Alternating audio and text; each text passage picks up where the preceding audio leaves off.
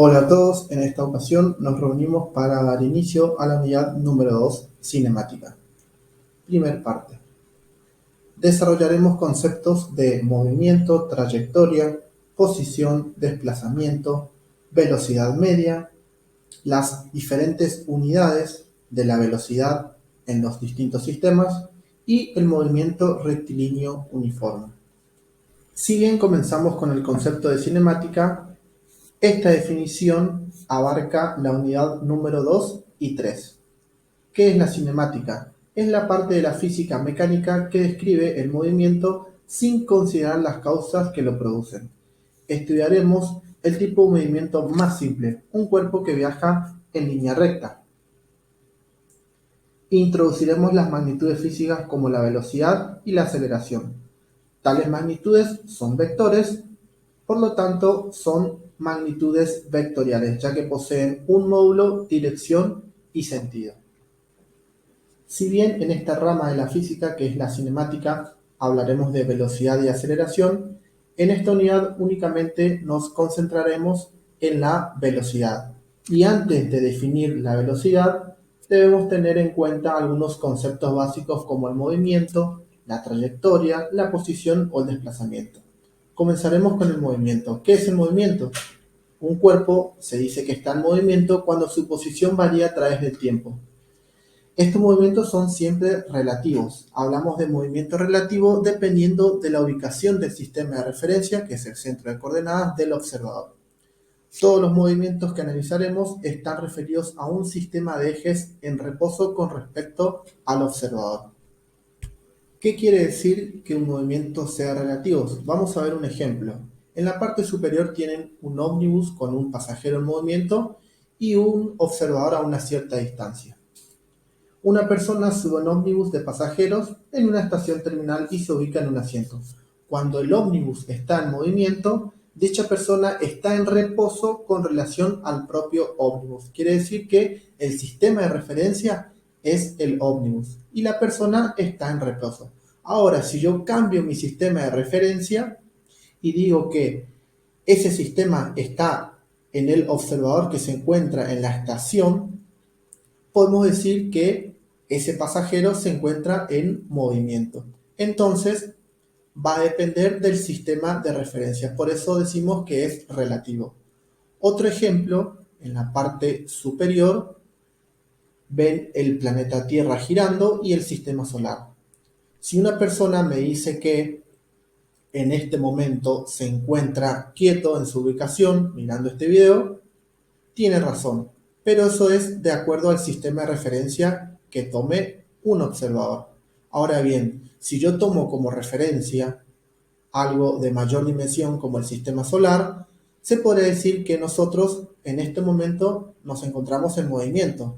Por lo tanto, podemos decir que no basta con mencionar que algo se mueve, sino que es necesario añadir respecto a qué se mueve.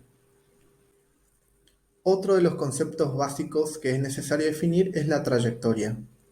¿Y qué es? Es el camino recorrido por un cuerpo en su movimiento. También se puede decir que la trayectoria de un móvil es la figura formada por los distintos puntos que va ocupando a medida que transcurre el tiempo. Habiendo definido anteriormente la trayectoria y el movimiento, existe una relación directa entre estos dos conceptos, ya que si la trayectoria se da en línea recta, tenemos el movimiento rectilíneo. Si esa trayectoria es una curva, tenemos el movimiento curvilíneo. En cambio, si la trayectoria forma una parábola, se da el movimiento parabólico. Y por último, si la trayectoria forma un círculo, obtenemos el movimiento circular. En este caso, ustedes podrán observar que en cada definición tenemos una gráfica para que quede más claro estos conceptos. Siguiendo con estos conceptos básicos, vamos a definir lo que es la posición. Y se llama así a un punto del espacio físico, es decir, es la localización en la que se encuentra un cuerpo, una partícula, un móvil, una ciudad, etc. Respecto de un sistema de ejes coordenados, la posición de una partícula queda determinada por un único vector posición. Por lo general, El observador siempre se encuentra en la posición 00, es decir, en el origen de coordenadas. En este ejemplo tenemos dos personas y vamos a determinar la posición de cada una de ellas a través de dos vectores unitarios, el vector A y el vector B. Ambos tienen una flecha en la parte superior, ya que con eso hacemos referencia a que estamos en presencia de un vector. Ahora hablaremos del desplazamiento, que es el cambio de posición de una partícula. Para poder averiguar el desplazamiento que sufrió un cuerpo o una partícula, debemos restar la posición final menos la posición inicial que el cuerpo poseía, es decir, es el vector diferencia. Si anteriormente decíamos que el desplazamiento será la diferencia entre la posición final menos la inicial, entonces se va a denotar como delta x, donde este símbolo de letra griega, delta, expresa el cambio y x representa la posición, es decir, indica un cambio en la posición. El desplazamiento es un vector, tiene un módulo, dirección y sentido y viene dado por la fórmula de delta x va a ser igual a la posición final, que en este caso es x sub 2, menos la posición inicial, que es x sub 1. De acuerdo a la bibliografía, pueden encontrar diferentes maneras de representar. Puede ser x sub f de final menos x sub y de inicial. Ya que hablamos de un vector diferencia, esta definición evidencia que el desplazamiento es positivo si la posición final es mayor que la posición inicial. Cuando trabajamos con movimiento en una dimensión, un cuerpo se puede desplazar solamente en dos sentidos y se diferencian por los signos positivo más y negativo menos. Ustedes en el apunte teórico pueden encontrar dos ejemplos de cambios de posición, ¿sí? Y tienen la diferencia de desplazamiento. En un ejemplo tienen positivo y en el otro negativo.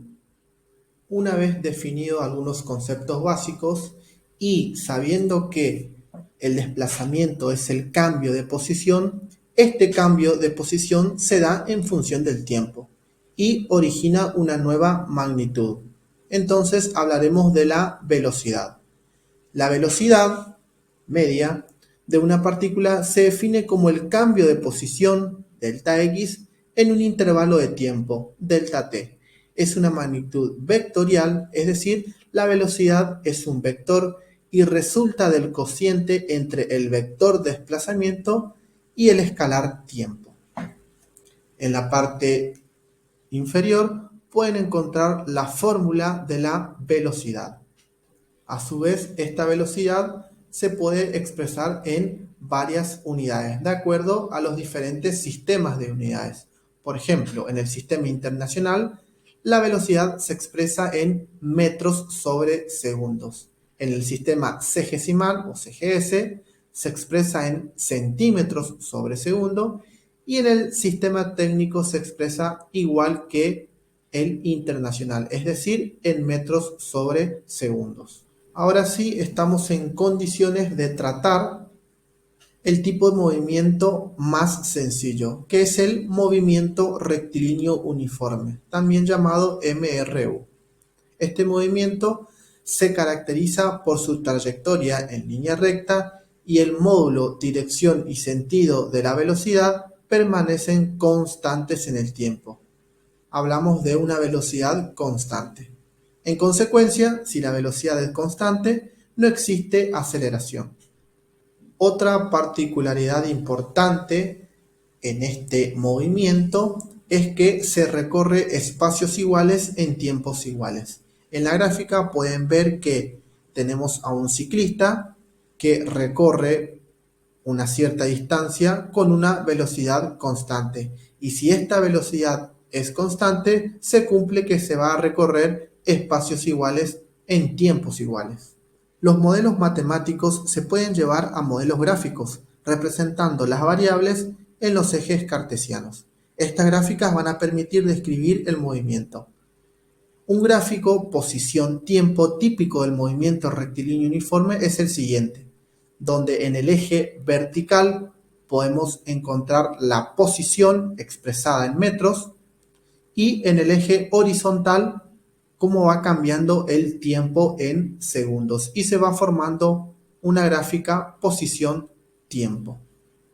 De acuerdo a la definición de movimiento rectilíneo uniforme, este se caracteriza por poseer un valor de velocidad constante. Si analizamos la gráfica, en este caso de velocidad-tiempo, para el MRU, vemos que en cada instante la velocidad es siempre la misma. Tendremos velocidad constante. En el eje vertical tendremos la velocidad expresada en metros sobre segundo y en el eje horizontal el tiempo expresado en segundos. Y se puede observar que a medida que transcurre el tiempo, la velocidad permanece constante en todo el recorrido.